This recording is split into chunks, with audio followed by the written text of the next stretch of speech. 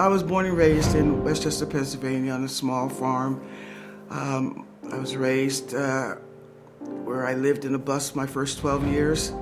My father and mother made that bus into a home. I'm the eldest of 3 sisters, and my brother and I were closest in age. My father, who was born in 1890, had his own business. He did odd and end jobs, and he had his children work right alongside him. And we did hard labor, but my brother and I always found a way to have fun working hard. You know, we were always competing, which helped me realize that I sure loved competition. I learned to work hard for what I wanted in life. I didn't want my circumstances to define me. Athletics was what drove me. I wanted to become a great athlete. I wanted to become an Olympian. But the one thing that I knew in sports, there was a sense of freedom. You know, if you had the same opportunity to be on that starting line with everyone else, your race, your gender, your financial situation, it just didn't matter. It was up to you to take advantage of the opportunity given. In all of that, I learned to work hard to outwork everyone else. And when I took the job here at the University of Kansas, that was the one thing I could say to myself and to others. I didn't feel anyone was going to outwork me. My journey took me from a little farm to the Midwest, and I certainly never thought I would end up walking that yellow brick road to Kansas. When I began my career, I found that I was the only women's basketball coach, black basketball coach in the Big 8, and then again in the Big 12. And in my 31 years, only one other female black coach was in our conference, and that was Peggy Gillum Ganderson.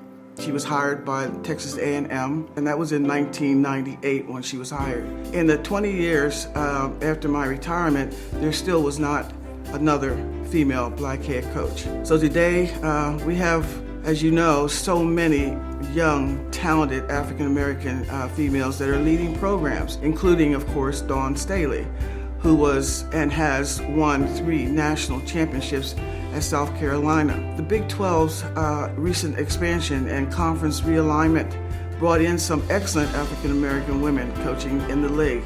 It was many years before I realized that I was first in so many different things.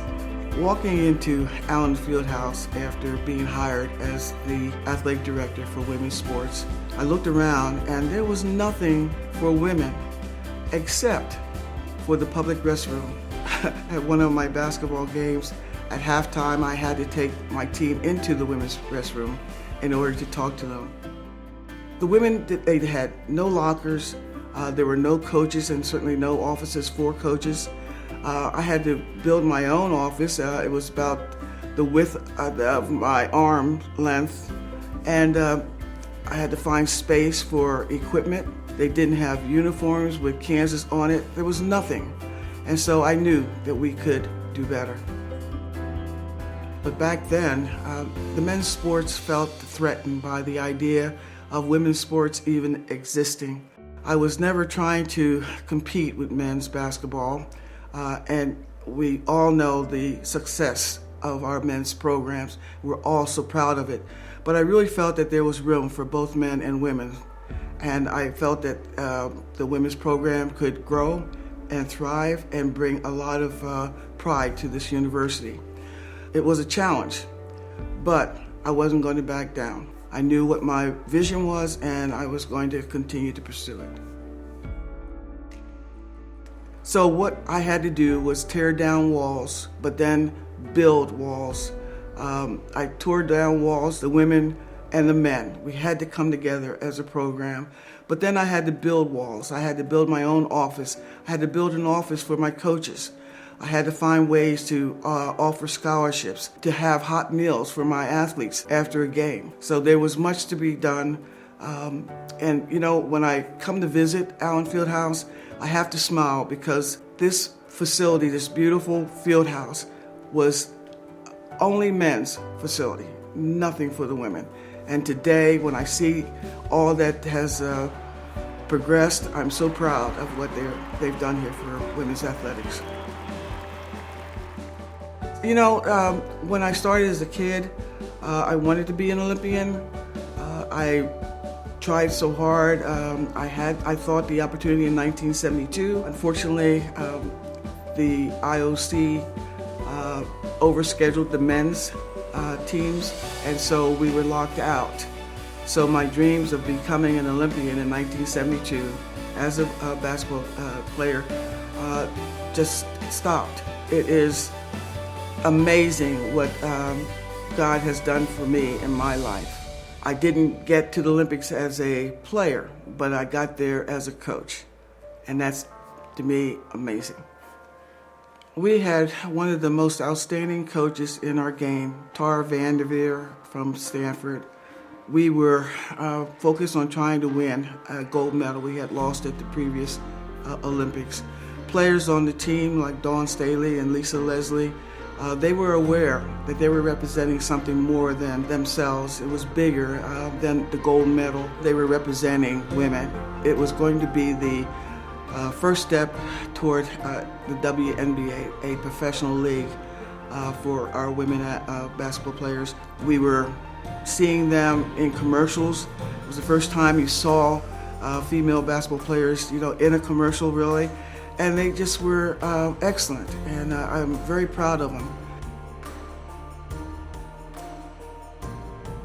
Most of my career, my players watched me. They watched me battle. They watched how I handled adversity, and according to them, I've been a role model for them, And to have been on that Olympic coaching staff, absolutely. I have now women who are doctors, lawyers, they're coaches, they're role models in their communities, and they most certainly now can think about the possibility of reaching even higher and maybe be another Olympic coach. Dawn Staley was our first black Olympic coach, and so full circle, I'm proud of her. We've come a long ways, but we did make it. I would share with young coaches and athletes to trust in yourself and to keep moving forward. We cannot let anyone tell us that you can't do something. Life is but a snapshot, and you'll have only certain opportunities. And if you find them, if you see them, take advantage of them. Sometimes they're scary, but you have to be willing to go with them. You're going to fall down. I fell down. But don't let that stop you. Get up and continue fighting for your dreams.